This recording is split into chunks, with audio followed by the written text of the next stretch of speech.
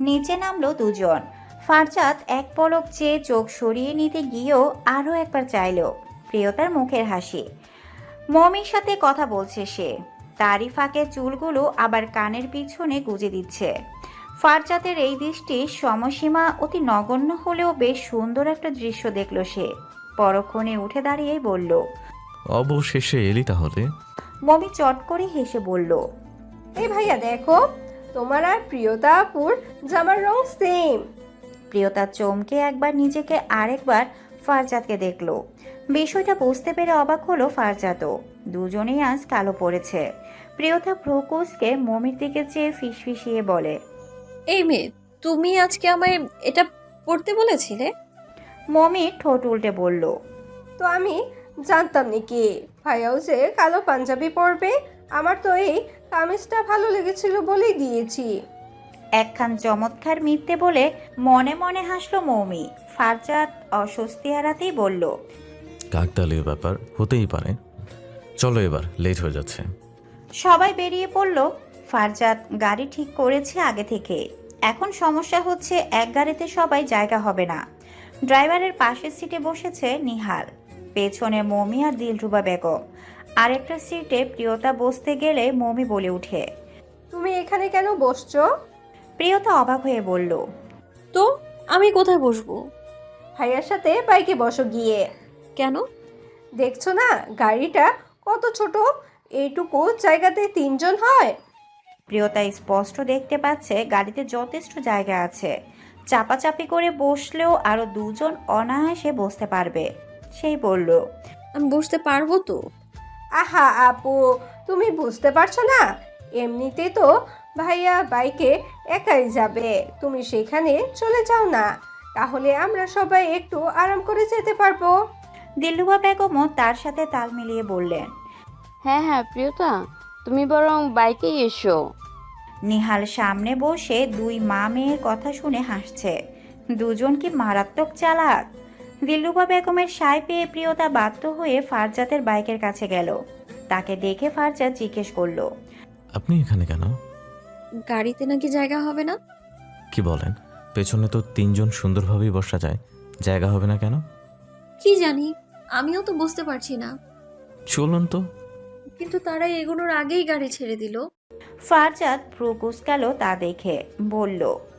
ড্রাইভারের তো দেখছি খুব তাড়া। প্রিয়তা মুখ কালো করে বলল, এবার এবার আর কি, আমার বাইকে গিয়ে বসুন। বাইকে বসলো প্রিয়তা। ফারজাদ স্টার্ট দিল, তবে তাদের যাত্রাপথে বিপত্তিতে পড়ল প্রিয়তা। শাঁ বাতাসে তার চুল ধরে রাখতে মারাত্মক বেগ পোহাতে হচ্ছে তাকে। কোনোভাবেই চুল ঠিক থাকছে না। বাতাসের গতিতে যেন উড়ন্ত কেশে ডানা গজিয়েছে তার।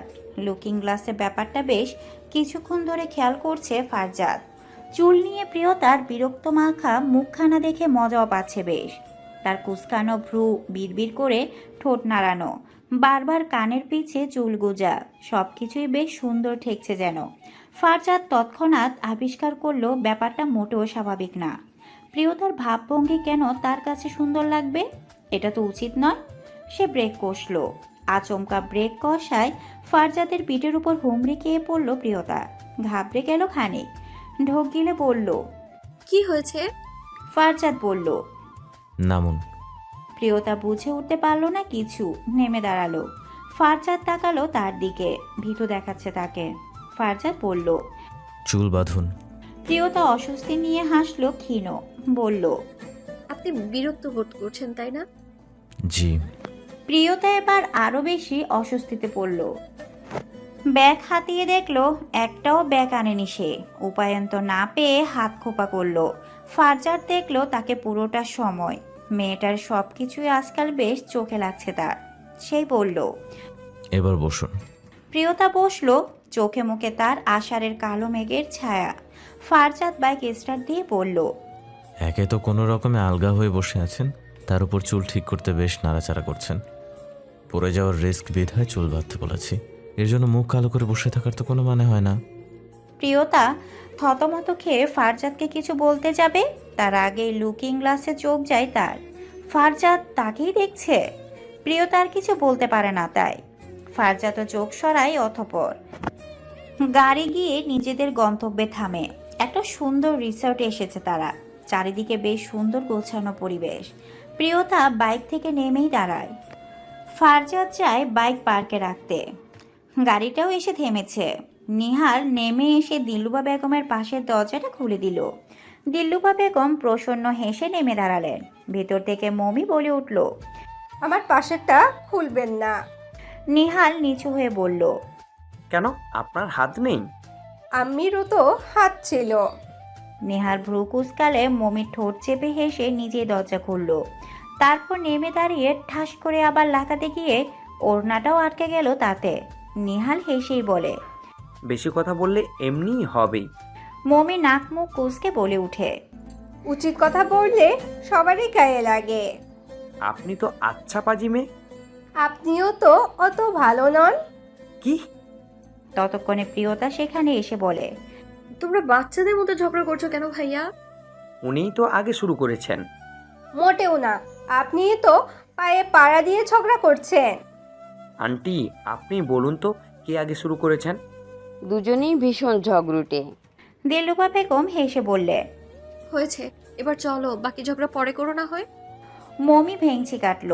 নিহাল নাক মুখ কুচকে মনে মনে বলল। অসভ্য মেয়ে। রিসর্টের ভিতর প্রবেশ করলো সবাই। প্রথমেই চোখ পড়ল একটা বাগান। তার পাশেই ছোট্ট পার্ক করা, বাচ্চাদের খেলার জন্য বোধ হয়।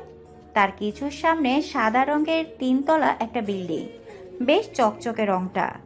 গেট থেকে শুরু হয়ে হাঁটার পথ পুরোটাই পিচ ঢালা রাস্তা। পরিষ্কার পরিচ্ছন্ন বেশ। তারা হাঁটতে হাঁটতে সামনে গেল কিছুটা। একটা সুন্দর সুইমিং পুল পেল। মমি তো সেটা দেখে বেশ খুশি। সে ছুটে গেল সেখানে। সিঁড়ির কাছটায় গিয়ে পা ভিজিয়ে বসলো। প্রিয়তাকেও ডাকলো তার সঙ্গ দেওয়ার জন্য। প্রিয়তাও গেল তার কাছে, তবে বসলো না। দিলরুবা বেগম একটা বসার জায়গায় বসলেন। নিহাল আর ফারজাদ হেঁটে হেঁটে গল্প করছে। সুইমিং পুলের কাছে কেবল প্রিয়তার মমি। এর মাঝে কোত্থেকে যেন একটা ছেলে এসে মমির পাশে বসে পড়ল। মমি ভ্রু কুচকালো সেটা দেখে। প্রিয়তা উদ্যুতে বলল। এত জায়গা থাকতে আপনি এইখানে এসে বসলেন কেন? ছেলেটি হেসেই বলল। আমার মজে তাই। জবাব পেয়েই মনে হলো অভদ্র বেশ। মমি কথা না বাড়িয়ে উঠে দাঁড়ালো। ছেলেটা এবার টিচ করে বলল। ওটে বললে কেন সুন্দরী, বসো না কিছুক্ষণ। প্রিয়তা এবার রেগে গেল খুব। কর্কশ গলায় বলল। এই যে ভদ্রভাবে কথা বলুন, নয়তো সুন্দরী তার অসুন্দর রূপটা দেখাতে দুবারও ভাববে না কিন্তু। ছেলেটা হাসলো শব্দ করে, বলল। তাই নাকি? তাহলে তো সেই রূপটা দেখতেই হয়। দেখাও না প্লিজ, আমিও দেখতে চাই। মমি দাঁতে দাঁত চেপে বলল। দেখতে চাস না? দাঁড়া দেখাচ্ছি। এই বলে সেই ছেলেটাকে জোরে ধাক্কা মেরে পানিতে ফেলে দেয়। প্রিয়তা হকচকিয়ে ওঠে তার এই কাজে। মমি তার হাত চেপে বলে। চলো তাড়াতাড়ি। তারা দ্রুত সেখান থেকে চলে আসে। ছেলেটা পানি থেকে দাঁত কিরমির করে বলে ওঠে। তোদের আমি দেখে নিব। বাগানের অংশটাতে একটা বড় বসার জায়গা আছে। এই মুহূর্তে সেখানে বসে আছে সবাই। নেহাল আর ফারজাদ নিজেদের গল্পে ব্যস্ত। প্রিয়তার মমি ছবি তুলতে। তখনই ফারজাদের নাম্বারে কল আসে। সেফ না থাকা সত্ত্বেও নাম্বারটা তার মুখস্থ। কলটা কেটে দেয় সে। পরক্ষণে আবার কল। নেহাল জিজ্ঞেস করে। কে কল করেছে? যারা। নাম্বার কেটে ব্লক করে দাও। ফারজাদ সেটাই করবে ভাবছে। সে কলটা ফের কাটার ক্ষণ মুহূর্ত পরেই জারার মেসেজ। সেখানে লেখা। আমার ইমার্জেন্সি রক্ত লাগবে ফারজাদ, ইটস আর্জেন্ট। মেসেজ থেকে কপালের ভাঁজ পড়ে ফারজাদের। নিহালের দিকে চেয়ে বলে। রক্ত প্রয়োজন। দিলরুবা বেগম হকচকিয়ে বলেন। মোটেও না, ওই মেয়ের আর কোনো কথা বিশ্বাস করা যাবে না। দিলরুবা বেগমের গলার স্বর পেয়ে মমি আর প্রিয়তা তাদের কাছে আসে। জিজ্ঞেস করে। কি হয়েছে আম্মি? ওই যারা নাকি এখন আবার রক্ত চাইছে। প্রিয়তা আতকে উঠে তা শুনে বলে। না না, একদম রক্ত দিতে যাবেন না, নিশ্চয়ই এটা নতুন কোনো চাল। এর মাঝে যারা কল করে আরও একবার। প্রিয়তা বলল। আমায় দিন, আমি কথা বলছি। ফারজাদ জিজ্ঞেস করে। আপনি কি কথা বলবেন? দিন না। সে দিল। কল রিসিভ করলো প্রিয়তা। ওপাশ থেকে শোনা গেল জারার বিচলিত সুর। সে বলছে, আমার রক্তের খুব প্রয়োজন ফারজাদ, নয়তো আমি আমার ফ্রেন্ডকে বাঁচাতে পারবো না। কেন, ব্লাড ব্যাংকে কি রক্ত নেই? মেয়েলি স্বর পেয়ে যারা ভ্রু কুচকে জিজ্ঞেস করে। কে আপনি? মৌমি? না, প্রিয়তা। প্রিয়তার নাম শুনে রাগে শরীর রিরি করে উঠে যারার। মেয়েটা ফারজাদের কল ধরার সাহস পেল কি করে? যারা ক্ষিপ্ত সুরে বলল, তুমি কেন কল রিসিভ করলে? ফারজাদ কোথায়? আসলে আমরা ঘুরতে এসেছিলাম, আর আপনি অযথা কল দিয়ে আমায় বিরক্ত করছেন। ফারজাদ তো আপনার কল ধরতেই চাইছিলেন না, পরে আমি বলাতে তাও আমায় ধরতে দিয়েছে। কাটা গায়ে নুনের ছিটা বোধ হয় এটাকেই বলে। যারার অন্তঃস্থল জোরে পুড়ে খাক হয়ে যাচ্ছে যেন। সে ক্ষুদ্র গলা জিজ্ঞেস করে। তুমি আর ফারজাদ ঘুরতে গিয়েছো? প্রিয়তা একবার ফারজাদের মুখের দিকে তাকায়। সে ভ্রু কুচকে চেয়ে আছে। প্রিয়তা ক্ষীণ হেসে বলে। জি। যারা রাগে সাইড টেবিলে রাখা ফুলের টপটা ভেঙে ফেলে। শব্দটা বাহিরেও আসে। প্রিয়তা জিজ্ঞেস করে, কিছু ভাঙলেন নাকি? এই ফুলের টবের মতো যদি তোমাকে আছাড় মেরে ভাঙতে পারতাম তবে খুব শান্তি পেতাম। প্রিয়তা হাসলো। তার হাসি দেখে বাকি তিনজন অবাক। মৌমি কান পাতলো ফোন বরাবর। প্রিয়তা বলল, অত শক্তি আছে আপনার? বলে ফের হাসলো সে। যারা দাঁতে দাঁত চেপে বলল, আমার থেকে ফারজাদকে কেউ কেড়ে নিতে পারবে না, কেউ না।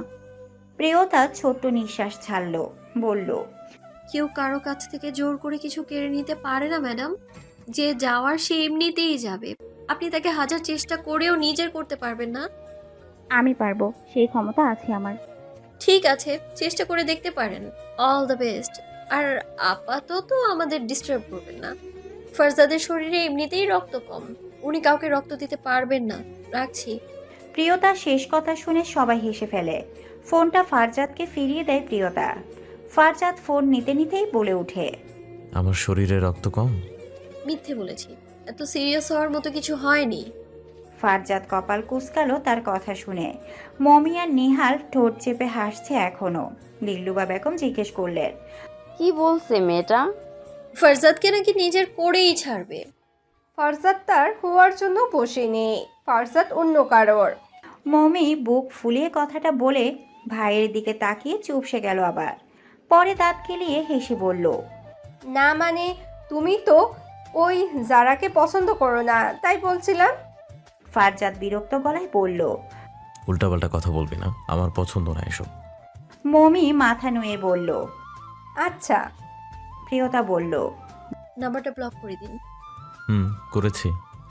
আর ভুলেও ওনার কোনো কথার জালে পা দিবেন না। নিশ্চয়ই চুল দিয়ে কিছু করতে পারছে না বলে এখন আবার রক্ত চাইছে। দিল্লুবা বেগমও ভীত সুরে বললেন।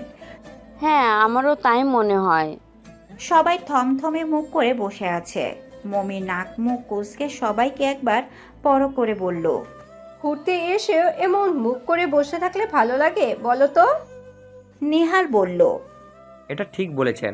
এই সবাই সব দুশ্চিন্তা দূর করে একটু হাসো তো। হ্যাঁ, সবাই চলো আমরা ছবি তুলি, ছবিগুলো স্মৃতি হয়ে থাকবে। মমির কথা মতো সবাই দাঁড়ালো ছবি তুলতে। অনেকগুলো ছবি তুলল। প্রিয়তা দিল্লুবা বেগম আর মমির সাথে বেশ কয়েকটা ছবি তুলল নিজের ফোনে। গ্রুপ ছবিও তুলেছে সবাই। মমি বলল, আপু আর ভাইয়া তোমরা দুজন একসাথে দাঁড়াও, এবার ছবি তুলে দেই। প্রিয়তা অস্বস্তি নিয়ে ফারজাদের পাশে দাঁড়ালো, তবে দূরত্ব রাখলো বেশ। মমি বিরক্ত গলায় বলল, মাঝখানে তোমরা হাতে যাওয়ার জায়গা রেখেছো কেন? আর একটু কাছাকাছি দাঁড়াও না। প্রিয়তা আর একটু আগালো। মমি বলল, আরো একটু। ফারজাদ ভ্রু কুচকালো, বলল, থাপ্পড় খেতে না চাইলে ছবি তোল। মমি নাক ফুলিয়ে ছবি তুলেই বলল, হয়েছে, যাও। প্রিয়তা হাসলো তার নাক ফুলানো দেখে, বলল, তুমি আর নিহাল ভাইয়াও দাঁড়াও একসাথে। ওনার সাথে কে দাঁড়াবে? নিহাল কপাল কুঁচকে বলল, কেন, আমার সাথে দাঁড়ালে কি গায়ে ফোসকা পড়বে? পড়তেও তো পারে, বলা তো যায় না। ফারজাদ বলে উঠে, মৌমি, এটা কেমন আচরণ? ভাইয়া তুমি শুধু আমারটাই দেখলে, উনি যে এভাবে বলছেন সেটা দেখলে না? তুই এত কথা বলছিস কেন? ছবি তুলতে বলেছে যখন ছবি তোল। মমি ফোঁস করতে করতে নিহালের পাশে দাঁড়ালো। প্রিয়তা হেসেই বলল, এবার তোমাদের মাঝ দিয়ে তো ডাইনোসর চলে যেতে পারবে। মমি ক্ষুদ্র গলায় জবাব দিল। ফারজাদ মাকে বলল। মেয়েটা কি বাজি হয়েছে দেখেছেন আমি? দিলরুবা বেগম হেসেই বললেন। দুজনের মাঝে কেমন টম অ্যান্ড জেরির সম্পর্ক দেখো, আমি কিন্তু বেশ মজা পাচ্ছি। ফারজাদ অবাক হয় মায়ের কথা শুনে, ডানে বামে মাথা নাড়িয়ে বলে উঠে। ছবি তোলা শেষ হলে এবার খেতে চলো সবাই। সবাই রেস্টুরেন্টের উদ্দেশ্যে যাচ্ছে। এরই মাঝে মমি হঠাৎ আবিষ্কার করলো তার এক কানে দুল আছে, অন্যটাতে নেই। প্রিয়তা আর দিলরুবা বেগম কথা বলছেন আর হাঁটছেন। মমি দুল খোঁজার জন্য তাদের না জানিয়ে পূর্বের জায়গাতে আসে আবার। এদিক ওদিক অনেক খুঁজে, কিন্তু পায় না কোথাও। তখন সন্ধ্যা নামার মুহূর্ত, চারদিকে লাল আভা, খানিক বাতাসও বইছে বোধ হয়। মমির মন খারাপ করে দুল খুঁজেই যাচ্ছে এখনো। আচমকা তার সামনে এসে একজন দাঁড়িয়ে বলে ওঠে। এইটা খুঁজছিলে নাকি সুন্দরী? মমি চমকে তাকিয়ে দেখে সেই ছেলেটা যাকে সে পানিতে ফেলে দিয়েছিল, আর তার হাতেই তার কানের দুল। সে বলে ওঠে। জি, এটা আমার, ফিরিয়ে দিন। ছেলেটি ঘাড় কাত করে জিজ্ঞেস করলো। তার কি প্রমাণ? মমি তার অন্য কান দেখিয়ে বলল। ওই যে দেখুন, আমার ওই কানের সেম দুলটা আছে, এটা আমারই, ফিরিয়ে দিন। এত সহজেই? মমি ফ্রুকুসকে বলল। মানে? দেখে মনে হচ্ছে দুলটা স্বর্ণের দামি জিনিস, আর দামি জিনিস পেতে গেলে তো দামি কিছু দিতে হয় তার বিনিময়ে। মমি ক্ষিপ্ত সুরেই বলল। আমার জিনিস আমাকে দিবেন, তাতে এত বিনিময়ের প্রসঙ্গ আসছে কোত্থেকে? ছেলেটা তার আপাদমস্তক পরক করলো। মমির এই দৃষ্টির সুবিধার মনে হলো না মোটেও। অস্থির সুরেই বলল। আমার দুলটা ফিরিয়ে দিন প্লিজ। একটু রুমে চলো আমার সাথে। ছেলেটার ইঙ্গিত বুঝতে পেরে ভীষণ ক্ষেপল মমি। বলল। বাজে কথা বলবেন না একদম। বললে কি করবে সুইট হার্ট? আবার পানিতে ফেলে দিব? না, এবার কবর করে মাটিতে পুঁতে দিব একেবারে। পেছন থেকে গলার স্বর পেয়ে মমি পেছনে তাকায়। প্রিয়তাকে দেখে খুশি হয় সে। ছেলেটা হেসে বলে। এই তো আমার আরেক সুন্দরীও চলে এসেছে। ছেলেটার কথা শুনে প্রিয়তা মমির কাছে এসে বলল। তুমি এখানে কি করছো? চলো। মমি অসহায় সুরে বলল। ওই ছেলেটার কাছে আমার দুলটা রয়ে গেছে। ছেলেটা তাদের বাংলা কথা বুঝতে পারছে না, তাই জিজ্ঞেস করলো। কি ফিসফিস করছো দুজন? আমাকেও একটু বলো। প্রিয়তা হেসে বলল। শুনতে চান? এদিকে আসুন। ছেলেটা দাঁত কেলিয়ে এগিয়ে আসে। প্রিয়তা তখন আর বিলম্ব না করে প্রকাণ্ড এক চড় মেরে বসে তার গালে। তবদা খেয়ে যায় ছেলেটা, কানের ভিতর ছিম করে উঠে। মমি নির্বাক চেয়ে হাসলো কেবল। ছেলেটা এবার রেগে গেল দ্বিগুণ। মুখে শীষ বাজালো, তার সাথে সাথে আরো বেশ কয়েকজন ছেলে এসে হাজির হলো সেখানে। আচমকা এতগুলো ছেলেকে দেখে খানিকটা ঘাবড়ে গেল মমি আর প্রিয়তা। চর খাওয়া ছেলেটা বলল। এই দুই মেয়েকে আজ আমার বিছানাতে চাই, বাকি ব্যবস্থা তোরা করবি। তার হুকুম পাওয়া মাত্রই বাকি ছেলেগুলো মমি আর প্রিয়তার হাত চেপে ধরল। প্রিয়তা কর্কশ গলায় বলল। হাত ছাড়। ছাড়বো না। একটা ছেলে জবাব দিল। মমি চিৎকার দিয়ে ডাকলো। ভাইয়া! একে তো সন্ধ্যার সময়, তার উপর জায়গাটাতে মানুষ নেই কোনো। আর ফারজাত আর নিহালও হয়তো ওই দিকটাই ব্যস্ত। এখন এই ঝামেলা থেকে তারা উদ্ধার হবে কি করে? মমি চোখ মুখ পাংশ বর্ণ ধারণ করেছে ইতিমধ্যে, ভয় পাচ্ছে খুব। প্রিয়তার অভিজ্ঞতা আছে আগের বারের, তাও এবার সেও চিন্তিত। ছেলে দুটো এবার জোর করছে তাদের সেখান থেকে সরানোর জন্য। প্রিয়তা নিজেকে শক্ত করে রেখেছে। মমি ভীত সুরে বলল। এবার কি করবো আপু? বাংলা যেহেতু তারা বোঝে না, তাই প্রিয়তা বলল। নিজের সবটুকু শক্তি দিয়ে ছেলেটার হাতে কামড় বসাও আর দৌড় দাও। মমি তাই করলো। শক্ত করে কামড় বসালো ছেলেটার হাতে। তাতেই কাজও হলো। হাতের বাঁধন আলগা হতেই দৌড় লাগালো মমি। ছেলেটা তাকে ধরার জন্য পা বাড়াতে প্রিয়তা পা বাড়িয়ে দেয় সামনে, যার দরুন সে মাটিতে পড়ে যায়। মমিকে ছুটতে দেখে প্রিয়তাকে আরো শক্ত করে চেপে ধরে অন্যজন। মমি কিছুটা এগিয়ে গিয়ে ফিরে তাকায়। প্রিয়তা ছাড়া পায়নি দেখে সে চেঁচিয়ে বলে উঠে। তুমি আসবে না আপু? তুমি যাও, মমি গিয়ে সবাইকে জানাও কি সবকিছু। প্রিয়তা উপায়ন্তর না পেয়ে সবার কাছে ছুটে গেল। কী রে, এখনও ওদের আনছিস না কেন? ভাই একটা তো পালিয়েছে। যেটা আছে সেটাকে আনতে হবে। ছেলেগুলো এক প্রকার জোর জবরদস্তি করে প্রিয়তাকে টেনে এক নীরব জায়গায় নিয়ে গেল। চারদিক অন্ধকার ততক্ষণে। প্রিয়তা হাজার চেষ্টা করেও নিজেকে ছাড়াতে পারছে না। তাকে এমন এক জায়গায় আনা হয়েছে যেখানে সচরাচর কোনো মানুষ আসেই না। কেবল টিম টিম করে একটা ক্ষীণ আলো জ্বলছে দূরে। ছেলেগুলো ধাক্কা দিয়ে তাকে মাটিতে ফেলে দেয়। ঘাসের উপরে হওয়ায় খুব বেশি ব্যথা পায়নি। সে ক্ষুদ্র গলায় বলে, মেয়ে বলে দুর্বল ভাবিস না, আমি তোদের খুন করতে দুবারও ভাববো না কিন্তু। ছেলেগুলো সশব্দে হাসে। প্রিয়তার এসব হুমকি যেন গায়ে লাগলো না তাদের। মুহূর্তের মধ্যেই দুজন লোক এসে তার সামনেই দাঁড়ালো। তার মধ্যে একজন বলল, আব্বু দুজনের মধ্যে একজনকে আনতে পেরেছে, এবার একে কি করবেন? প্রিয়তা লোক দুটির মুখের দিকে তাকায়। ছেলেটাকে চিনে, তার পাশের লোকটা অপরিচিত। সম্বোধনে বোঝা গেল ছেলেটার বাবা। প্রিয়তা গর্জে উঠে বলল, আপনার ছেলে এত জঘন্য, আপনার তো উচিত ওকে শাসন করা, তা না করে আপনি ওকে হেল্প করছেন। লোকটা হাসলো, বলল, আমার ছেলে আমি বুঝবো, তুমি আপাতত আজকে রাতটা আমার ছেলেকে আনন্দ দাও। প্রিয়তার নাক মুখ কুঁচকে বলল। ছি, এমন কুৎসিত চিন্তাধারার বাবাও হয়? ছেলেটা বলল, মেয়েটা কথা বলে খুব, ওকে আমার রুমে দিয়ে আয় তো। পাশের ছেলেগুলো তাকে আবার ধরতে এলো। এবার তাদের ধাক্কা মেরে সরিয়ে দিল প্রিয়তা। উঠে দৌড় দিতে গিয়েও পারল না। সেই ছেলেটা এসে জাপটে ধরলো তাকে। পেছন থেকে ধরাতেই প্রিয়তা ছুটতে পারছে না। তাও নিজের সবটুকু শক্তি দিয়ে মাথা দিয়ে পেছনে ছেলেটার মুখ বরাবর আঘাত করে বসলো। তাতে কাজও হলো। ছেলেটা ছেড়ে দিল। প্রিয়তা ছুট লাগালো দ্রুত। বের হয়ে এলো সে বিধ্বস্ত জায়গা থেকে। তবে থামলো না, দৌড়ে গেল পূর্বের জায়গায়। সেখানে গিয়ে থামলো সে। ফারজাদকে দেখা গেল কিছুটা সামনে। সে ফোন কানে লাগিয়ে কোমরে হাত দিয়ে এদিক ওদিক দেখছে, অস্থির দেখাচ্ছে তাকে। প্রিয়তা ছুটে যায় তার কাছে। আকস্মিক প্রিয়তাকে দেখে আত্মা যেন ফিরে পায় ফারজাদ। প্রিয়তাকে আপাত মস্তক পরক করে বলে, ঠিক আছেন আপনি? প্রিয়তা একবার পেছনে ফিরল, দেখলো কেউ নেই। গম্ভীর সুরে বলল, ঠিক আছে। ফারজাদ সঙ্গে সঙ্গে নিহালকে কল করে জানালো প্রিয়তাকে পাওয়া গিয়েছে। তারা এক একজন এক এক জায়গায় খুঁজছিল তাকে। ফারজাদ এবার তাকালো ভালো মতো, দেখলো প্রিয়তার কামিজের ডান হাতটা ছেঁড়া। হাতকে উঠল সে, জিজ্ঞেস করলো, এটা কি করে হলো? প্রিয়তা ফারজাদের দৃষ্টি অনুসরণ করে নিজের হাতের দিকে চাইলো। বাহুর সবটুকু অংশ দৃশ্যমান। সে বিব্রতকর অবস্থায় পড়ে ওড়না দিয়ে ঢাকলো সেটা।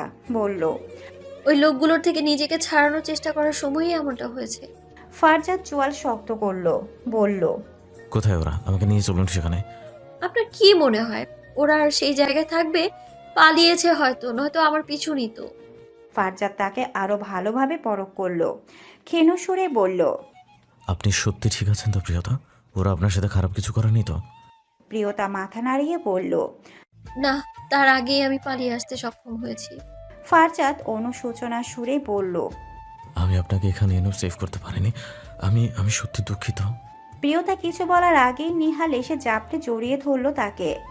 অস্থির গলায় বলল, তুই ঠিক আছিস বোন? এই যা, নোয়ারগুলা তোর কোনো ক্ষতি করেনি তো? কই ওরা? আমি ওদের সবগুলোকে খুন করে ফেলবো। প্রিয়তা ভাইয়ের হাত ধরেই বলল, আমার কিছু হয়নি ভাইয়া, আমি ঠিক আছি। ওরা আমার কোনো ক্ষতি করতে পারেনি। মমি কাঁদো কাঁদো সুরে বলে ওঠে, আজ আমার জন্য তোমাকে বিপদে পড়তে হয়েছে, আমি সরি। ধুর বোকামে, বিপদ লেখা থাকলে এমনিতেই হয়, এর জন্য কেউ দায়ী থাকে না।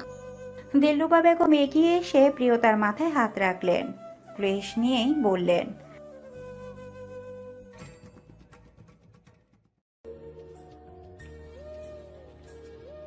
আহা, আপনারা কি শুরু করেছেন? এখানে কারো দোষ নেই, যেটা হওয়ার ছিল হয়ে গিয়েছে। তবে ওই লোকগুলোর শাস্তি প্রয়োজন। আমাদের এই রিসোর্টের ম্যানেজারের সাথে কথা বলা উচিত। ফারজাদ বলল। হ্যাঁ, আমি পুলিশকে জানিয়েছি। ওনারা আর কিছুক্ষণের মধ্যেই চলে আসবেন। প্রিয়তা অবাক হয়ে বলল, আপনি এর মধ্যে পুলিশকেও জানিয়ে ফেলেছেন? হ্যাঁ, আপনাকে না পেয়ে ভয় পেয়ে গিয়েছিলাম খুব। আজ আপনার কিছু হয়ে গেলে আমি নিজেকে ক্ষমা করতে পারতাম না। প্রিয়তা নির্বাক, কিছুক্ষণ চেয়ে থেকেই বলল, কিছু হতো না, আপনি তো ছিলেনই বরাবরের মতো আমায় বাঁচানোর জন্য। পুলিশ রিসর্টে এসে অনেক খোঁজ নিয়েও কাউকে ধরতে পারেনি। তার উপর রিসর্টের সিসি ক্যামেরাটাও কাজ করছে না ঠিকমতো। নিহাল আর ফারজাদ এই নিয়ে ম্যানেজারের সাথে ভীষণ রাগ দেখালো। রিসর্টে এত বড় একটা ঘটনা ঘটে গেল, অথচই এইদিকে কোনো সিসিটিভি ফুটেজও নেই। পুলিশ জানিয়েছে রিসর্টটা আপাতত কয়েকদিন তাদের নজরদারিতে থাকবে। যদিও ম্যানেজারের অনুশোচনায় অনেকবার ক্ষমা চেয়ে বলেছেন আর এমন হবে না। বাড়ি ফিরেছে সবাই। চারদিক চকচকে অন্ধকার, বাতাস বইছে শাসা করে। রাস্তার সোডিয়ামের আলোটা এখন বেশ বিদঘুটে লাগছে প্রিয়তার নিকট। মনে হচ্ছে এটাও বুঝে গেলে ভালো হতো বেশ। খোপা করা চুলের বাঁধন সে আলগা করে দিল। চুলগুলো ছাড়া পেয়ে যেন পাগল প্রায়। তারা নৃত্য জুড়েছে বাতাসের তালে তালে। প্রিয়তা চোখ বুঝল, জোরে শ্বাস টানলো। নাসিকার পথে এক তীব্র ঘ্রাণ প্রবেশ করলো তৎক্ষণাৎ। এই কয়েকদিনে এই ঘ্রাণটা তার বড্ড পরিচিত হয়ে উঠেছে। সে চোখ মেলেই তাকালো আবার। ফারজাদের পিঠের উপর দৃষ্টি তার। কিঞ্চিত হাসলো, মুখটা খানিকটা এগিয়ে নিয়ে ক্ষীণ সুরে জিজ্ঞেস করলো, আমি বাংলাদেশে চলে গেলে আমায় মিস করবেন? হঠাৎ এই প্রশ্নে ঘাড়টা ঈর্ষক কাত করে তাকালো ফারজাদ। পরক্ষণে আবার সামনে চেয়ে বলল, যদি বলি মিস করব তবে কি থেকে যাবেন? প্রিয়তা হেসে বলল, হয়নি, আর থাকবো না, অনেক জ্বালিয়েছে তাই না? ভীষণ। প্রিয়তার ঠোঁটের কোণে মলিন হাসি। সামনে চাইল সে, বলল, তবে আমি অবশ্যই মিস করব আন্টিকে, মৌমিকে, এই পাকিস্তানকে, আর আর আপনাকেও। ফারজাদ জবাব দিল না আর। ঠিক বাড়ির গেটের সামনে এসে থামলো সে। নেহালদের গাড়িও এসে থামলো তার পরপরই। সবাই নামলো একে একে। রাতের খাওয়া দাওয়া সেরে এসেছে সবাই। কালই প্রিয়তাদের বাংলাদেশে ফেরার ফ্লাইট। মমির চোখ মুখ লাল হয়ে আছে। মেয়েটা কেঁদেছে তার বোঝার বাকি নেই। প্রিয়তা তার গোছানো ব্যাগটা সাইডে রাখলো। মমির পাশে বসলো গিয়ে, বলল, কাঁদছো কেন? মমির ঠোঁট চেপে নিজের কান্না চাপার চেষ্টা করেই বলল, আমার খুব খারাপ লাগছে। কেন? কেন আবার? তুমি চলে যাচ্ছ বলে। প্রিয়তা তার গালে হাত রেখে নরম গলায় বলল, আবার আসবো। জানি, মিথ্যে কথা। একদম সত্যি, অবশ্যই আবার আসবো। তোমাকে নেওয়ার জন্য হলেও তো আসতে হবে তাই না? মমি ভ্রু কুঁচকে বলল, আমাকে কোথায় নিবে? বাংলাদেশে, আমাদের বাড়িতে। এমনি এমনি না, আমার ভাইয়ের বউ করে। মমি চমকে উঠেই বলে, পাগল হয়েছে তুমি? কেন, নিহাল ভাইকে কি এত অপছন্দ তোমার? না তা না, কিন্তু এটা তো সম্ভব না। সম্ভব, আমি সম্ভব করব। মমির মাথায় হাত দিয়ে বসলো। এটা আবার কেমন হলো? একদিকে সে প্রিয়তাকে নিজের ভাইয়ের বউ করার কথা ভাবছে, অন্যদিকে প্রিয়তা আবার তাকে তার ভাইয়ের বউ করার কথা ভাবছে। কেমন ক্রস কানেকশন হয়ে গেল। প্রিয়তা জিজ্ঞেস করলো, কি হয়েছে, ভাইয়াকে তোমার পছন্দ না? মমির নাক মুখ কুঁচকে বলল, উনি ঝগড়ুটে খুব। প্রিয়তা মুখ চেপে হাসি আটকে বলল, সেটা তুমিও তো কম না। মমি কপাল কুঁচকালো, বলল, যাও, হবো না তোমার ভাইয়ের বউ। প্রিয়তা হেসে বলল, একদম তুলে নিয়ে যাব মেয়ে। মমি ভেংচি কেটে বলল, আচ্ছা দেখা যাবে। দুজনেই হাসছে। মমি এর মাঝে প্রিয়তাকে জড়িয়ে ধরে বলে, তোমার মতন মেয়ে আমি কোনোদিনও দেখিনি আপু। তুমি সত্যি একটা অসাধারণ মেয়ে। শেষ দিনটাও আমার জন্য খারাপ হয়ে গিয়েছে তোমার। আমি ভীষণভাবে দুঃখিত। পারলে ক্ষমা করে দিও। প্রিয়তা তাকে আগলে নিয়ে বলল, বোকা মেয়ে, বারবার একই কথা কেন বলছো? বললাম তো এতে কারো কোনো হাত নেই। যা হওয়ার তা হয়ে গিয়েছে, এখন এসব রেখে হাসি মুখে বিদায় দাও আমায়। মমি তাও কেঁদে ফেলে, বলে, বিদায় কখনো হাসি মুখে দেওয়া যায়? প্রিয়তার মনও খারাপ হচ্ছে ভীষণ। সেই বলল, এমন করো না, আমারও যে ভীষণ খারাপ লাগছে। আমি চাই তোমরা ভালো থাকো। এমনিতেই আমার জন্য তোমাদের অনেক কষ্ট করতে হয়েছে, আর কোনো কষ্ট করতে না হোক। শোনো, মনোযোগ দিয়ে পড়াশোনা করবে, আন্টির কথা সব শুনবে, মার ভাইয়ের প্রতি খেয়াল রাখবে। আর যখনই আমার কথা মনে পড়বে তখনই কল দিবে আমায়। আমি তোমার জন্য সব সময় ফ্রি আছি। মমি নাক টেনেই বলল, বাংলাদেশে গিয়ে আমাদের ভুলে যেও না কিন্তু। কখনোই না। রাত তখন একটা। কারোর চোখে ঘুম নেই। অদ্ভুতভাবে দুজন অপরিচিত মানুষের বিদায়ের জন্য বাড়ির সকলের মন খারাপ। ব্যাপারটা অদ্ভুত খুব। কিছুদিন আগেও যে মানুষগুলোকে তারা চিনতও না, আজ তাদের বিদায়ের বেলাতে এক একজনের বুক ফেটে যাচ্ছে। দিলরুবা বেগম আঁচলে চোখ মুছে একটা ব্যাগ প্রিয়তাকে দিয়ে বললেন, এটা তো আমাদের ব্যাগে রেখে দাও মা। এটাতে কি আন্টি? আছে কিছু টুকিটাকি জিনিস, রেখে দাও। আমাদের স্মৃতি হিসেবে না হয় দেশে নিয়ে গেলে। প্রিয়তা মন খারাপ করে বলল। আপনারা আমার মনে গেঁথে গিয়েছেন আন্টি। আপনাদের স্মৃতি ধরে রাখার জন্য আমার কিচ্ছু লাগবে না। তাও রাখলে আমি খুশি হব মা। দিলরুবা বেগমের মন রাখতে প্রিয়তা সেই ব্যাগটা নিজের ব্যাগে ভরে নিল। মমি এখনো এক কোণে বসে কেঁদেই যাচ্ছে। নেহাল সেই সময় রুমে এসে বলল, তোর সব গোছানো হয়েছে প্রিয়? হ্যাঁ ভাইয়া, শেষ। আচ্ছা, শুয়ে পড়তে হবে, সকাল সকাল বেরোতে হবে আমাদের। আচ্ছা। নেহাল ফিরে যেতে নিয়েও আবার ঘুরে তাকায়। মমির দিকে চেয়ে জিজ্ঞেস করে, এই ঝগড়ুটের কি হয়েছে আবার? কেঁদে কেটে নাক মুখ তো টমেটো করে ফেলেছেন একেবারে। প্রিয়তা মলান হেসে বলে। আমরা চলে যাব বলে কাঁদছে। নেহাল ভ্রু উঁচিয়ে বলে, বলিস কি, এত মায়া? হ্যাঁ, আপনার মতন পাষাণ না আমি। মমি নাক টানতে টানতে বলল। নেহাল হাসলো তার কথা শুনে, বলল, আমি পাষাণ? তা নয়তো কি, পাষাণ বলেই তো আমার এত কান্না উপেক্ষা করে বোনকে নিয়ে চলে যাচ্ছেন। ও এই ব্যাপার। তবে প্রিয়তাকে রেখে দিন না, আজীবনের জন্য আমি তো না করছি না। মমি ঠোঁট উল্টে আফসোসের সুরেই বলল, ফারজাদ ভাইয়া রাজি হলে রেখে দিতাম। বলেই সঙ্গে সঙ্গে টনক নড়ল তার। পরে মাথা চুলকে আমতা আমতে শুরু করলো। প্রিয়তা মলিন হেসে বলল, উনি যে আমায় এই কয়দিন সহ্য করেছেন সেটাই তো অনেক। মমি বুঝতে পারছে প্রিয়তা ভুলটা বুঝেছে। সে কিছু বলতে নিয়েও নিহালের ইশারায় আর কিছু বলে না। নিহাল তার পকেট হাতড়েই বলে, বাচ্চাদের কান্না থামানোর জন্য তো চকলেট লাগে। তা ঝগড়ুটে মেয়ে, আপনার কান্না চকলেটে থামবে তো? নিহালের কথা শুনে প্রিয়তা আর দিলরুবা বেগম হাসেন। নিহাল এগিয়ে যায় মমির দিকে। মমির কোলের উপরে অনেকগুলো চকলেট রেখেই বলে, এইগুলো আপনার, এবার কান্না থামান, নয়তো পরে সবজিওয়ালা টমেটো ভেবে ভুল করে আপনাকে তুলে নিয়ে যাবেন। চকলেট পেয়ে খুশি হলো মমি, মাথা নুয়ে বলল। ধন্যবাদ। নিহাল হেসে বলল। You are most welcome. আর কথা না বাড়িয়ে নিহাল নিজের রুমে ফিরে যায়। দিলরুবা বেগমও চলে আসে নিজের ঘরে। প্রিয়তা আর মমিও শুয়ে পড়েছে। প্রিয়তাকে জাপটে ধরে শুয়ে আছে সে। মেয়েটার এত এত ভালোবাসায় প্রিয়তা যেন আপ্লুতুল্য। ভাবে ওদের মতো মানুষেরা বেঁচে আছে বলে হয়তো পৃথিবী এখনো এত সুন্দর, নয়তো কবেই তলিয়ে যেত কুৎসিত কদাচিৎ নর্দমায়। এপিটোপিট হাঁসফাঁস করেও ঘুমের দেখা পাচ্ছে না মানুষটা। বুকের ভিতরটা কেমন যেন করছে, কিসের এক শূন্যতা অনুভব করছে কে জানে। রুমের ভিতর হালকা সোনালি বর্ণের এক আলো। আলোটা আসছে তার দেয়ালে ফেরি লাইটগুলোর থেকে। সে সেগুলোর দিকে চেয়ে আছে। মার বোন ব্যতীত অন্য নারীকে নিয়ে চিন্তা না করা মানুষটার পুরো মস্তিষ্ক জুড়ে আছে এক অন্য নারীর বিচরণ চালাচ্ছে। কি বিদঘুটে এক ব্যাপার। এই প্রিয়তা মেয়েটা তাকে ঘুমাতে দিচ্ছে না একদম। বারবার তার বলা কথাগুলো কানে বাজছে যেন। আমি বাংলাদেশে চলে গেলে আমায় মিস করবেন? হ্যাঁ, মিস করবে সে, ভীষণ রকম মিস করবে। অথচ এটা সে কখনোই স্বীকার করবে না। এয়ারপোর্টে এসেছে সবাই, এখনই ভিতরে চলে যাবে নিহাল আর প্রিয়তা। মমি কাঁদছে, দিলরুবা বেগমও চোখ মুখ আর রক্তিম।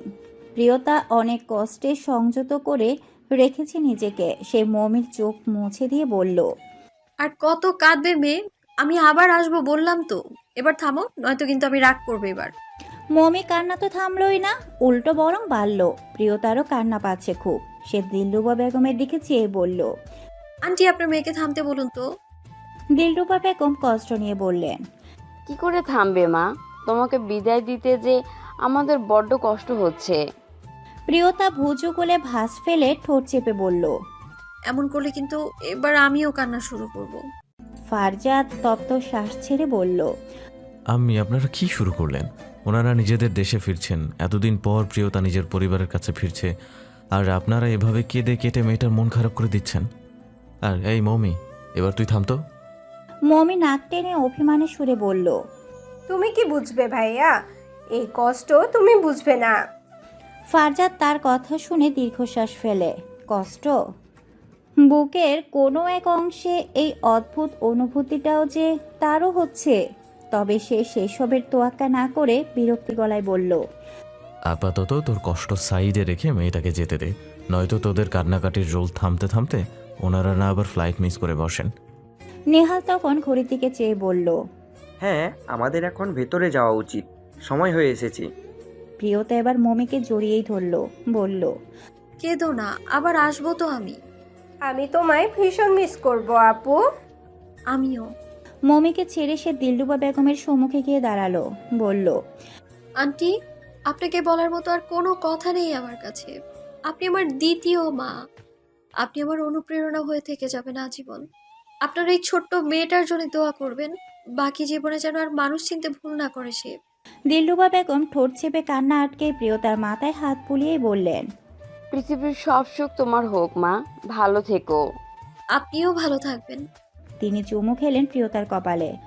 প্রিয়তা প্রসন্ন হেসে ফাজ্জাদের কাছে গেল, বলল, বাবা আর ভাইয়ার পর আমার জীবনে তৃতীয় পুরুষ আপনি, যাকে আমি বিনা দ্বিধায় এখন বিশ্বাস করে নিতে পারবো। আপনার দেখা পেয়েছি বলেই হয়তো এখনো পুরুষ জাতির উপর বিশ্বাসটা আমি ধরে রাখতে পেরেছি, নয়তো ওয়াদের জন্য তো সেই বিশ্বাস আমি কবেই খুইয়ে বসেছিলাম। ধন্যবাদ আপনাকে, যদিও সামান্য ধন্যবাদে কিছুই হবে না, তাও আপনাকে দেওয়ার মতো আমার কাছে এটা ছাড়া আর কিছুই নেই। ভালো থাকবেন, যারার কাছ থেকে দূরে থাকবেন, বিপদে পড়লে আল্লাহকে স্মরণ করবেন, আর অবশ্যই প্রতি রাতে দোয়া দূরত পড়ে ঘুমাবেন। আবারও একটা কথা, আমি আপনাকে কখনো ভুলবো না। আমার এই পুরো যুদ্ধে আপনিই ছিলেন আমার সহযোদ্ধা। যদি কখনো কোথাও কোনোভাবে আমি আপনার সাহায্যে আসতে পারি বলে মনে করেন এটা আপনি, তবে আমার সঙ্গে সঙ্গে জানাবেন। আমি আপনার পাশে দাঁড়াতে দুবার ভাববো না। ফারজাদ নির্বাক নিষ্পলক শুনল সব। গভীর থেকে গভীরতর স্রোত এসে আশ্রে পড়ল তার বালুকণাময় অন্তঃস্থলে। প্রিয়তার 2 সেকেন্ড অপেক্ষা করল ফারজাদ কিছু বলে কিনা, তবে তাকে নীরব দেখে ম্লান হাসল সে। ফিরে দাঁড়াতেই ফারজাদ ডাকলো, প্রিয়তা। ঘুরে তাকালো আবার প্রিয়তা। ফারজাদ অতি ক্ষীণ সুরেই বলল, আমার স্মৃতি এতটাও দুর্বল নয় যে আমি আপনাকে ভুলে যাব, বরং আমার মনে হচ্ছে আপনি হয়তো আমার মস্তিষ্কে শক্তপোক্ত এক জায়গা করে নিয়েছেন। মনে হচ্ছে না সহজে আর এই জায়গা ছাড়বেন বলে। প্রিয়তা হাসলো তার কথা শুনে, জিজ্ঞেস করলো, ভয় পাচ্ছেন? খানিকটা। কেন?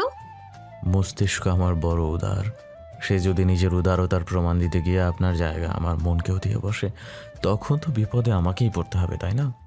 এই প্রথম ফারজাদের কোনো কথায় অন্যরকম অনুভূতি হলো প্রিয়তার। ফারজাদ কি বোঝাতে চাইছে সে বিপরীতে কিছু বলার আগেই নিহালের ডাক পড়ল, বলল, প্রিয়তা, আয়, এবার লেট হয়ে যাচ্ছি। প্রিয়তা কথা বাড়ালো না আর। ভাইয়ের ডাকে সাড়া দিয়ে ভেতরে গেল সে। বাহিরে মমি হাত নাড়িয়ে বিদায় জানাচ্ছে।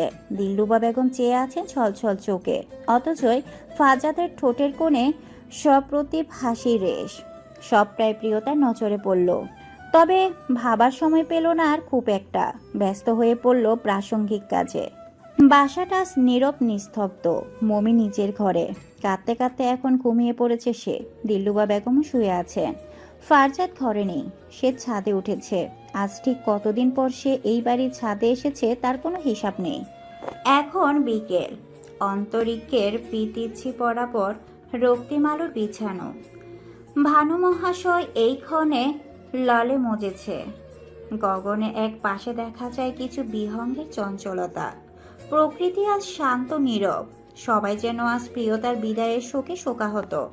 ফারজাদ রেলিং ঘেঁষে দাঁড়ালো, ফোন হাতে বৃদ্ধা আঙ্গুল নাড়িয়ে যাচ্ছে সে।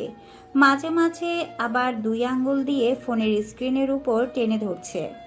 অনেকক্ষণ ধরে একই কাজ বারংবার চর্চা করে যাওয়ার পর সে ভাবল, না, এটা একটু বেশি বাড়াবাড়ি হচ্ছে বোধহয়। মেয়েটার ছবি এত নিখুঁতভাবে কাছে এনে দেখার কোনো মানেই হয় না। তাতে মন আর মস্তিষ্ক আরও লাই পেয়ে বসবে, পরে বিপদ বাড়বে তারই। ফোন বাজছে, রিসিভ করে কানে লাগালো যারা। ওপাশ থেকে একজন বলল, বাবা বলেছেন ফুল টাকা এসে যেন দিয়ে যান। ক্ষিপ্ত সুরে যারা জবাব দিল, একটা টাকাও আর দিব না আমি। আপনার ওই জালিয়াত বাবাকে বলে দিবেন এসব জালিয়াতি বন্ধ করতে। কোনো কালো জাদু টাদু পারে না উনি। এসব মিথ্যে, আমার কোনো কাজই হয়নি। আর একবার ফোন দিয়ে টাকা চেয়েছেন তো আমি মামলা করব আপনাদের নামে। রাগ দেখিয়ে ফোন কাটলো যারা। রাগে শরীর যেন জ্বলে যাচ্ছে তার, কিছুই করতে পারছে না সে। ফারজাদকে নিজের করে পাওয়ার সব রাস্তা যেন সে খুঁয়ে বসেছে। লোকটার রাগে চেঁচিয়ে উঠল, কি যেন একটা দিলেন আগুনের উপর, দাউ দাউ করে জ্বলে উঠল সেটা। চোখ দুটো লাল হয়ে উঠেছে তার, রাগের শরীর কাঁপছে। হুঙ্কার ছেড়ে বলে উঠলেন, আমার সাথে ধোঁকাবাজি, আমার জাদু নিয়ে সন্দেহ। এবারে মেয়ে বুঝবে কালো জাদু কি ভয়ানক জিনিস। এবার ওর জালে ওকে মারবো আমি। বলে গগন কাঁপিয়ে হেসে উঠলেন তিনি।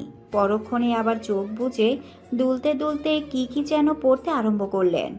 দীর্ঘ প্রায় 55 দিন পর পুনরায় আজ আবার দেশের মাটিতে পা রাখল প্রিয়তা।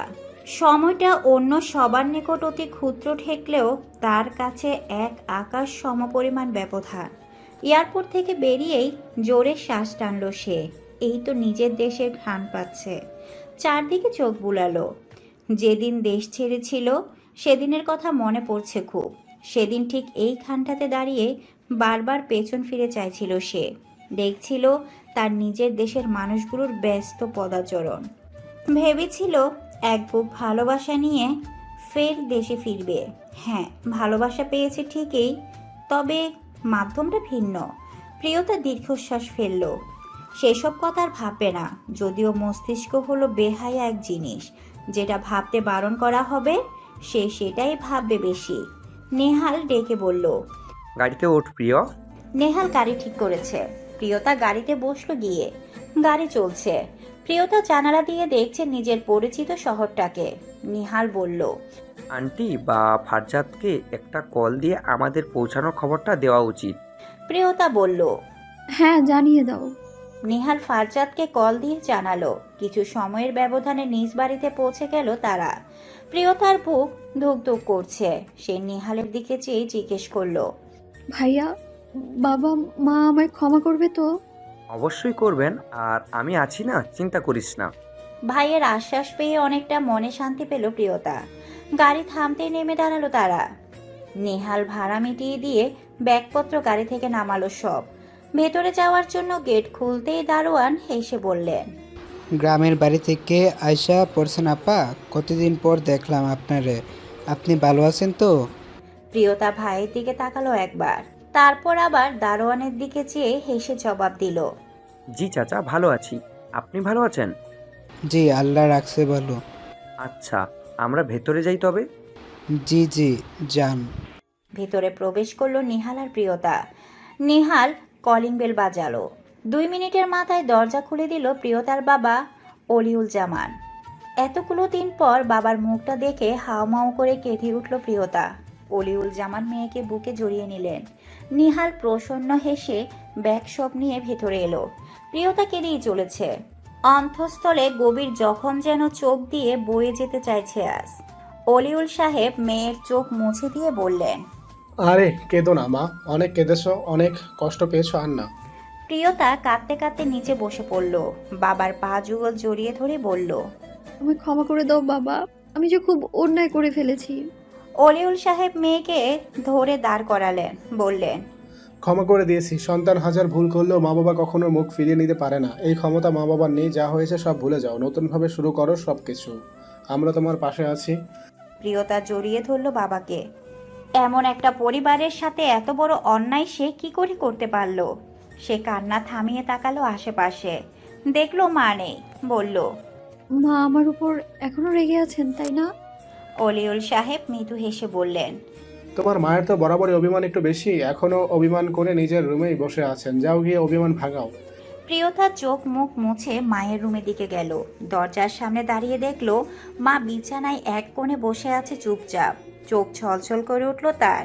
নিজের করা ভুলের অনল এখন তাকে দগ্ধ করছে বড্ড। সে ক্ষীণ সুরে ডাকলো, মা। সাড়া পেল না কোনো। থস্থ পায়ে এগিয়ে গেল তাই। পেছন থেকে আরো একবার ডেকে বলল, মা, আমি এসেছি, কথা বলবেন আমার সাথে? রাশভারী গলায় স্বর ভেসে এলো জবাবে, কেন এলি?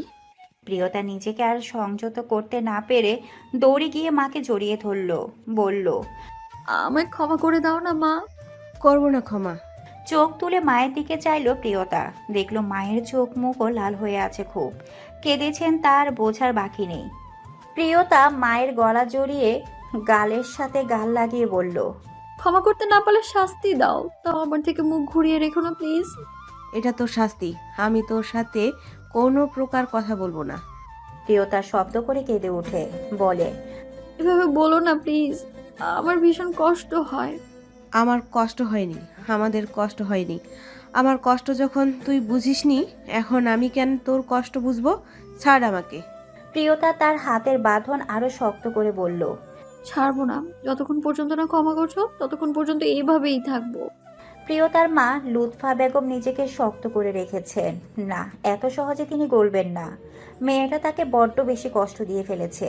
মাকে তার সিদ্ধান্তে অনড় দেখে প্রিয়তার কান্না আরো বাড়ল, বলল, মা দাও না ক্ষমা করে। তিনি জবাব দিলেন না কোনো। প্রিয়তা না পেরে মায়ের পা ধরে বসলো। খানিকটা হকচোখে লুৎফা বেগম পা সরিয়ে আনতে চাইলেও প্রিয়তা ছাড়ল না। কেঁদে কেঁদে বলল, আমায় ক্ষমা করে দাও না মা, আমার কষ্ট হচ্ছে, সত্যি খুব কষ্ট হচ্ছে আমার। ফোপাচ্ছে প্রিয়তা। দরজার সামনে অসহায়ভাবে দাঁড়িয়ে আছে তার বাবা আর ভাই। বোনের কান্না নিহাল সহ্য করতে না পেরে বলল, মা, প্রিয়কে ক্ষমা করে দাও না, মেয়েটা কষ্ট পাচ্ছে তো। লুৎফা বেগম এবার রাগ দেখিয়ে বললেন, ওহ, এখন বোনের কষ্টটা খুব চোখে লাগছে। মা যে এতদিন দুঃখে কষ্টে জীবন তো লাশ হয়ে পড়েছিল, সেটা চোখে পড়েনি? নিহাল দীর্ঘশ্বাস ফেলে মায়ের কাছে আসে, প্রিয়তাকে তুলে বসায়। সে নিজে বসে হাঁটু বাস করে নরম গলায় বলে, মা, আমি মানছি প্রিয়তা ভুল করেছে, তার অবশ্যই ভুলটা বিশাল। এটা করা তার মোটেও উচিত হয়নি, কিন্তু বিশ্বাস করো মা, এই ভুলের শাস্তি এই 2টা মাসও কম পায়নি। ওর উপর দিয়ে ঠিক কী কী গিয়েছে সেটা তুমি জানো না মা। এত কিছুর পরেও তোমার মেয়েকে যে আজ আবার ফিরে পেয়েছো, সেটাই কি অনেক নয় মা? মেয়ের ভালোবাসার চেয়ে কি তোমার কাছে তোমার জেদ বড় হয়ে গেল? একটু কি ক্ষমা করা যায় না? মেয়েটা তো তোমারই। লুৎফা বেগমের ঠোঁট কাঁপছে, যথাসম্ভব কান্না আটকানোর চেষ্টা বোধ হয়। তিনি অন্যদিকে মুখ ঘুরিয়ে বললেন, ছেলেমেয়েরা বড় হয়ে গিয়েছে এখন, তারা এখন মা বাবার চেয়েও বেশি বোঝে। আবার আসে বড় বড় কথা বলে মাকে বোঝাতেও। মা যেন অবুঝ, কিছু বোঝে না। শোনো, মেয়েরা সব বোঝে, আর একটা সন্তানের কিঞ্চিত কষ্টেও রুহু কেঁপে উঠে তাদের। তাই মায়ের ভালোবাসা নিয়ে প্রশ্ন তুলবে না। আর তোমার বোন বিরাট অন্যায় করেছে। আমি হাই প্রেশারের রুগী, জানটা আমার কোনো রকমে আটকে আছে। কষ্ট কি আমি কম পেয়েছি? অবশ্য মায়ের কষ্ট বোঝে কজন ছেলে মেয়ে। তিনি আঁচলে নাক মুছলেন। প্রিয়তা জড়িয়ে ধরল ফের। নিহাল এগিয়ে গিয়ে মায়ের হাঁটুতে মাথা রাখলো। প্রিয়তা ভেজা সুরে বলল, তোমার ভালোবাসায় কেউ প্রশ্ন তুলছে না মা, মায়ের ভালোবাসার কাছে সবকিছু ফিকে পড়ে যায়। তোমাকে, বাবাকে আর ভাইকে ছাড়া পাকিস্তানে থেকে বুঝেছিলাম আমি।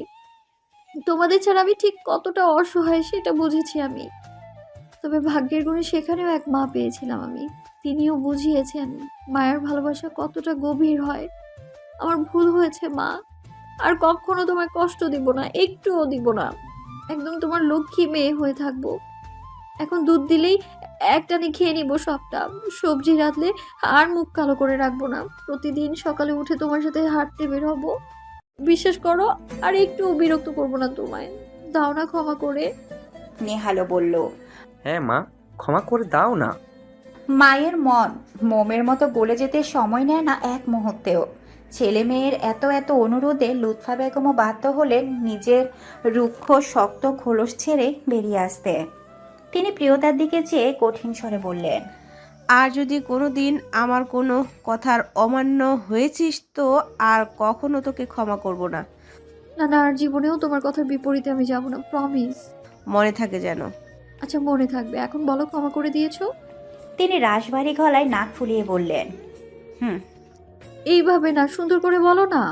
লুৎফা বেগম ব্রুকুসকে বললেন, আর ঢং না করে নিজের রুমে গিয়ে ফ্রেশ হও, আমি খাবার দিচ্ছি। প্রিয়তা মাকে জড়িয়ে ধরল, গালে চুমু খেয়ে বলল, আই লাভ ইউ মা। তিনি জবাবে বললেন, আই হেট ইউ। প্রিয়তা হাসল, বলল, ইয়েস আই নো। মায়ের মন এখন আগে থেকেই হালকা হয়েছে কিছুটা, রাগও পড়ে গিয়েছে হয়তো। একসাথে রাতের খাবারটা খেয়েছে সবাই, অনেকগুলো দিন পর আবার পুরো পরিবার একসাথে খাওয়া দাওয়া শেষ করে বসার ঘরে গল্প জুড়েছে। প্রিয়তার মা বাবাকে তার পাকিস্তান ভ্রমণের করুণ গল্পগুলো শোনাচ্ছে। ওয়াদি তাকে ধোঁকা দিয়েছে সেটা বললেও ধোঁকাটা ঠিক কীরকম সেটা বলেনি তাদের, সেটা কেবল নেহালি জানে। তার ভ্রমণ গল্পের মুখ্য চরিত্রগুলো হলো দিলরুবা বেগম, মমি আর ফারজাদ। এই তিনজন মানুষের বিবরণ দিতে দিতে এক পর্যায়ে প্রিয়তার চোখ ভেসে ওঠে। তাদের কথা মনে পড়ছে খুব। লুৎফা বেগম অবাক হয়ে বলেন, এখনো এত ভালো মানুষ আছেন? প্রিয়তা মলিন হেসে বলল, হ্যাঁ মা, ওনাদের দেখেই বিশ্বাস করেছি পৃথিবীতে এখনো ভালো মানুষ টিকে আছে। দিলরুবা আপার সাথে আমাকে একটু কথা বলিয়ে দিস তো, মানুষটাকে একটু কৃতজ্ঞতা জানাবো। এখন একটা কল করব? যদি ঘুমিয়ে পড়ে? না, এত তাড়াতাড়ি ওনারা ঘুমান না। তাহলে কর। প্রিয়তা মমির আইডিতে ভিডিও কল দিল, সাথে সাথে রিসিভ হলো সেটা। ফোনের স্ক্রিনে প্রিয়তার মুখটা দেখে মমির চোখ ছলছল করে ওঠে। সে অভিমানী সুরে বলে, দেশে গিয়ে আমাকে ভুলে গিয়েছো তাই না? প্রিয়তা হেসে বলে, কি যে বলো না, তোমাকে ভোলা কি সম্ভব? তাহলে আমাকে একটাও মেসেজ বা কল দেওনি কেন? এসেই আমার মা জননীর রাগ ভাঙানোতে ব্যস্ত হয়ে পড়েছিলাম, তাই আর সময় করে উঠতে পারিনি। আন্টির রাগ ভেঙেছে? প্রিয়তা মায়ের দিকে তাকায়। তার মা মেখি রাগ দেখানোর ভান করে বসে আছে। সে হেসে বলে, মনে হচ্ছে কিছুটা। চিন্তা করো না, পুরোটাও কমে যাবে। আচ্ছা, আন্টি কি করছেন? আমি বসার ঘরে, দাঁড়াও আমি দিচ্ছি। মমি বসার ঘরে যায়। দিলরুবা বেগমকে গিয়ে বলে, আম্মি, প্রিয়তা আপু কথা বলবে তোমার সাথে। তিনি খুশি হলেন, বললেন, দে দে।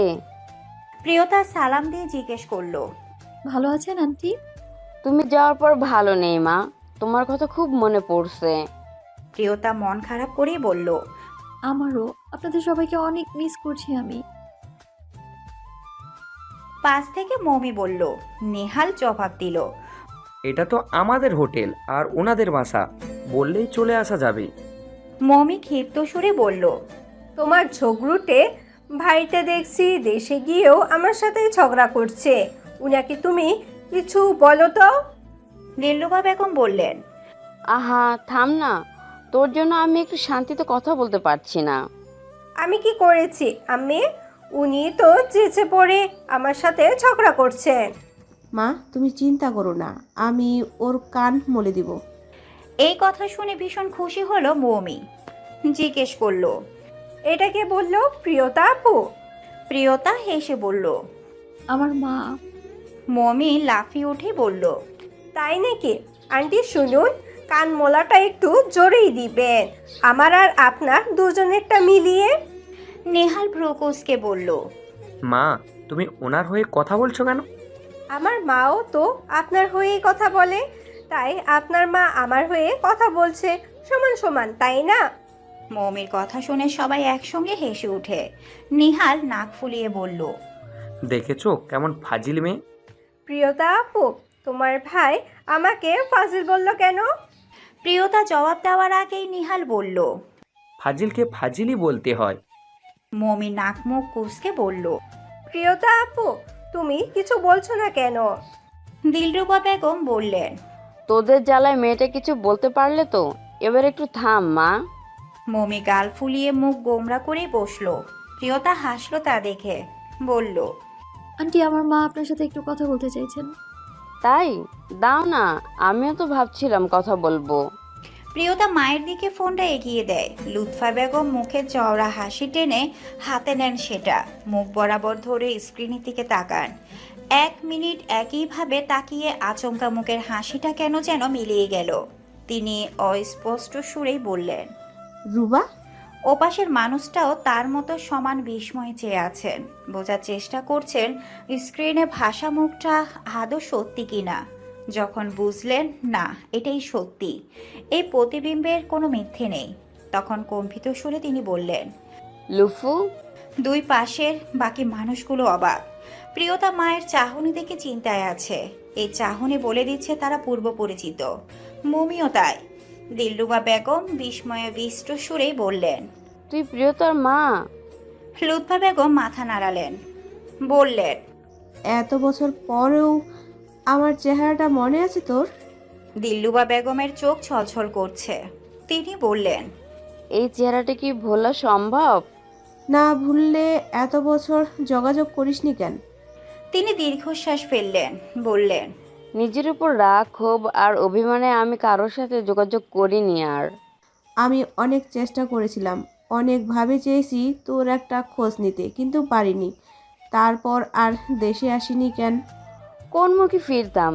কি বলতাম মা বাবাকে গিয়ে? খালু খালাম্মা অনেক দিন পর্যন্ত তোর ফিরে আসার অপেক্ষাতে ছিলেন। অনেক খোঁজ নিয়েও শেষে কোনো উপায় বের করতে না পেরে আশা ছেড়ে দেন তারা। দিলরুবা বেগম বড় করে শ্বাস ফেলে জিজ্ঞেস করলেন, ওনারা কি আর বেঁচে নেই? না, তোর চলে যাওয়ার খবরে খালাম্মা ওই দিনই অসুস্থ হয়ে পড়েন। অনেক চিকিৎসা করেও ওনাকে আর সুস্থ করা যায়নি। 1 বছর পরই ইন্তেকাল করেন। আর খালু মারা যান আজ থেকে আরও 6 বছর আগে। বাড়িতে বোধ হয় এখন তোর ভাই ভাবি আর তাদের বাচ্চারা আছে। আমরাও আর যোগাযোগ নেইনি কারোর সাথে। পুরনো খা থেকে আজ আবার রক্তকরণ হচ্ছে বেশ। এই ব্যথা দিলরুবা বেগম টের পাচ্ছেন। তবে এখন আর কিছুই করার নেই। এখন হাজার মলম লাগালেও এই খার শুকাবে না। তিনি ক্ষীণ সুরে বললেন, মা বাবাকে কষ্ট দেওয়ার ফল আমি প্রতিটা মুহূর্তে ভোগ করেছি। জানিস, এখানে আমি একটু ভালো ছিলাম না। লুৎফা বেগম অবাক হয়ে বললেন, কেন ভাই তোকে? থাক এসব কথা, ভাগ্যের কি খেলা দেখ। আমাদের আবার এভাবে কথা হবে কখনো ভেবেছিলাম? সেটাই তো, কি অদ্ভুত। আমার মেয়েকে পাকিস্তানে গিয়ে তোর বাড়িতেই উঠতে হলো। ওই যে কথায় আছে না, আল্লাহ যা করে ভালোর জন্যই করেন। আর এত সব দুঃখের পরও একটা সুন্দর ভালো হলো। আমি তোকে ফিরে পেয়েছি আবার। দিলরুবা বেগম ঠোঁট চেপে নিজের কান্না আটকালেন। হাসলেন তিনি, বললেন, হ্যাঁ, কি চমৎকার ব্যাপার। এভাবে যে কাছের মানুষ ফিরে পাওয়া যায় আমি কল্পনাও করিনি। লুৎফা বেগম হেসে বললেন, খারাপের পরেই ভালো থাকে। এবার দেশে ফির, কত শত কথা বাকি, সব বলতে হবে তো। হ্যাঁ, অনেক কিছু বাকি আমাদের। এবার আর বিলম্ব করব না এক মুহূর্ত। আর কেউ না হোক, আমি তোর কাছে ফিরবো। আমি কিন্তু অপেক্ষায় থাকবো। আচ্ছা, এবার সত্যিই ফিরবো তবে।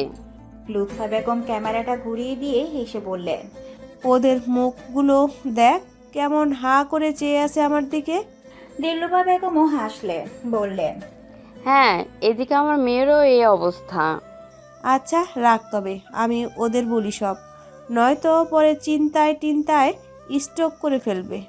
দিলরুবা বেগম হেসে বললেন, আচ্ছা, আল্লাহ হাফেজ। আল্লাহ হাফেজ। ফোনটা কাটলেন লুৎফা বেগম। প্রিয়তা চোখ পিটপিট করে বলল, মা, কি এসব? আর আমার তো মাথা ঘুরাচ্ছে। তোমরা পূর্ব পরিচিত? ফারজাদ, আসবো? জি, আমি আসুন। শোয়া থেকে উঠে বসলো ফারজাদ। দিলরুবা বেগম আর মমি একসাথে ঘরে এলো। দিলরুবা বেগম এগিয়ে এসে বললেন, তোমার কি শরীর খারাপ বাবা? না না, আমি তো ঠিক আছি। আজকে সারাদিন খুব একটা রুম থেকে বের হওনি তো, তাই ভাবছিলাম শরীর খারাপ করলো কি না। না, তেমন কিছু না। রুমে বসে ল্যাপটপে একটু ঘাটাঘাটি করছিলাম। আর একটা চাকরির ব্যবস্থা তো করতে হবে। দিলরুবা বেগম বসলেন। মায়া ভরা দৃষ্টিতে তাকালেন ছেলেটার দিকে।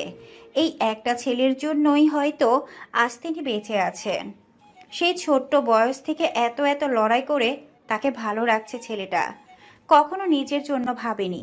বোন আর মাই যেন তার পুরো পৃথিবী। তিনি মৃদু হেসে বললেন, একটা দারুণ খবর আছে। ফারজাদ বলল, কি খবর আম্মি? প্রিয়তা কার মেয়ে জানো? কার মেয়ে? আমার ছোটবেলার একমাত্র বান্ধবী লুৎফার মেয়ে। ফারজাদ অবাক হলো, বলল, বলেন কি? আপনার বান্ধবীর মেয়ে? কি করে জানলেন? এক্ষুনি তো কথা হলো ওদের সবার সাথে। আমি নিজেও তো অবাক। পাকিস্তানে আসার পর তো সবার সাথে আমার যোগাযোগ বন্ধ ছিল। আজ অনেক দিন পর প্রিয়তার বদৌলতে আমি আমার সব থেকে প্রিয় বান্ধবীটাকে খুঁজে পেয়েছি আবার। তাই আমি একটা সিদ্ধান্ত নিয়েছি, বুঝলে? কি বাংলাদেশে ফিরবেন? ফারজাদের কথায় কিঞ্চিত হেসে তিনি জবাব দেন। হ্যাঁ, আমি আর অপেক্ষা করব না, এবার আমি ফিরবো।